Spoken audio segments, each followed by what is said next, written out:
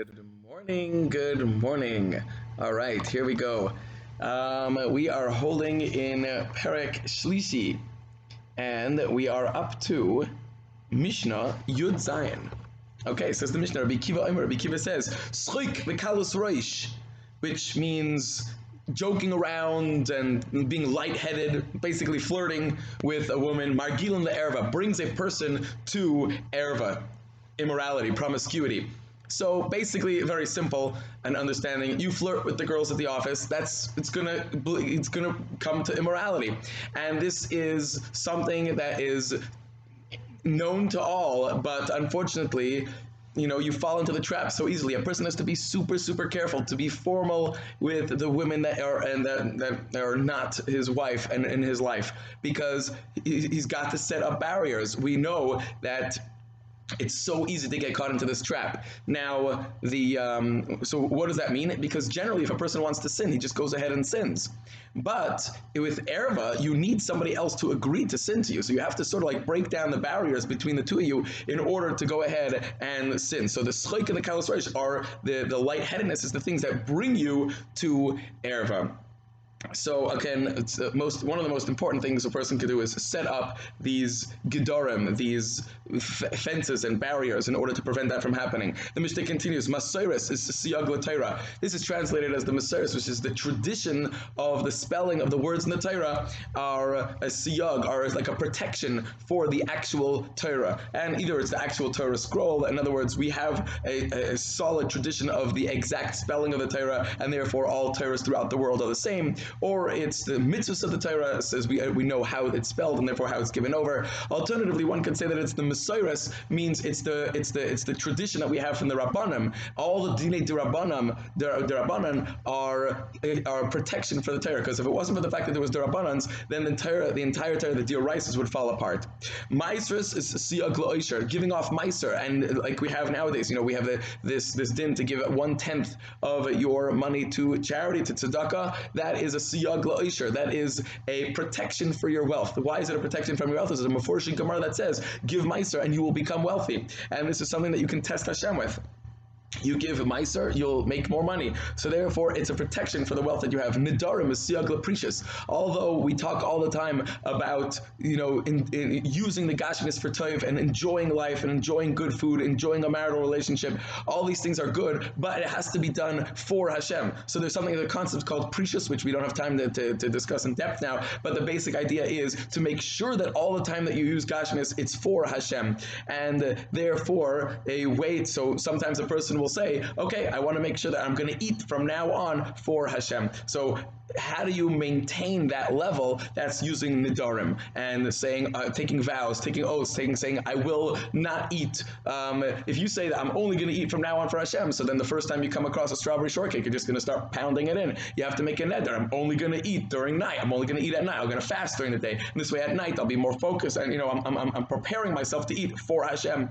So that's the nidarim. And siyag l'chachma is shesika, and a barrier or a protection. And some say this one is not a protection, but you could learn it as a protection as well. A siyag l'chachma, a protection for wisdom, is to stay quiet. Why is it a protection? Because if you stay quiet, you listen to other people, you understand things, you contemplate it, you understand it deeper. Instead of just talking and prattling along, you understand things deeper. That's this Mishnah. To continue on, the next Mishnah Yud Ches, Hu Haya Omer used to say, Chaviv Adam, man is great, is beloved. Nivra B'Tselem, that he was created in the image, in the likeness of Hashem. And this l'chayra is going on all people, even non-Jews, because they were all created in the likeness of Hashem. What does the likeness of Hashem mean? It means, different people say different things, but it means either that we have the power to understand things or the power to make choices. Animals don't make choices. Animals are subject to their instinct and to pre-programmed things. We don't have time to discuss that now either, but man has pure bechira. He can make a decision based on logic, and he can decide things against his nature if he so desires. Chibi Yisera, even more beloved is the fact that Noidas L'Shenivra B'Tselem, that he was informed that he was created with this image image of God. Because if a person gives somebody else a gift, let's say you see somebody on the side of the road and you're like, oh man, gotta help out this guy, but you don't really like him, so like, here, just take the money and go. And if he doesn't know that you gave it to him, I don't really care. But over here, I would like it to be, says Hashem, I want you to know that I gave you something because I want you to know how beloved you are. In the likeness of Hashem made man. Chavivim Yisrael, Klal Yisrael is beloved. Shenikru Banim L'Makom, that we're called Banim to Hashem. We're called Hashem's children. When you talk to Hashem, talk to him as if he's your father. Chibi Yisera, and even greater than that, even greater beloved is Noidas Lahem Shenikru Banim L'Makom. That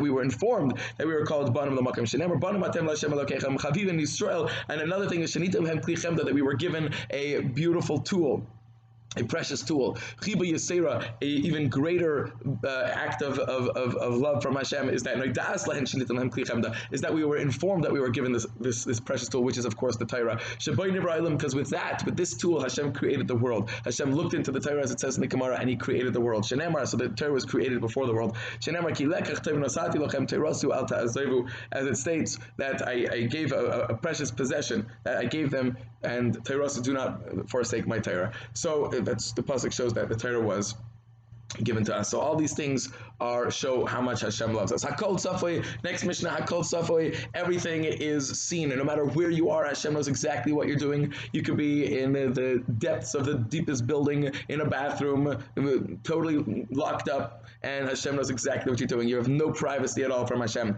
But alternatively, you could learn this as Hakol Tzafoi, Hashem knows originally what you're going to do, but nevertheless you have Bechira, laying groundwork for the age-old question of how can Hashem know what you're going to do, and yet you have choice. And of course the Rambam deals with this, the Rishonim deal with this.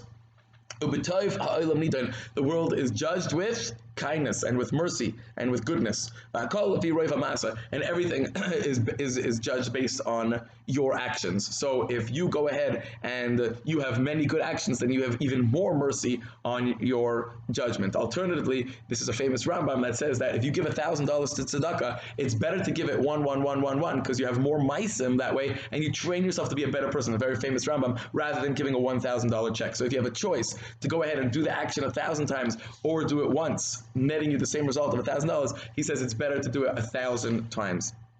One last Mishnah. He used to say, Hakol nosun be'erovin. Everything is given with a guarantor, meaning Hashem he's lending you stuff, life, property, families, relationships, and he expects you to use it for the right thing.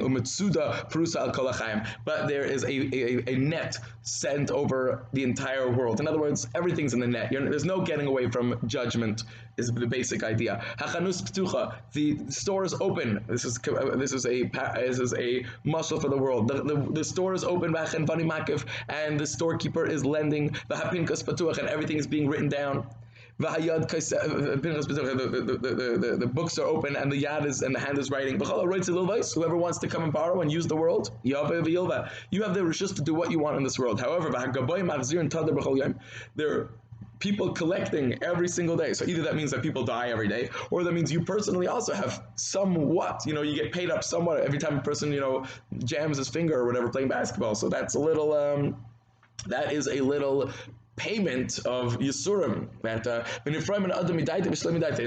and things are paid up from people, sometimes willingly and sometimes unwillingly. Sometimes he does tshuva and sometimes against his will he has Yisurim.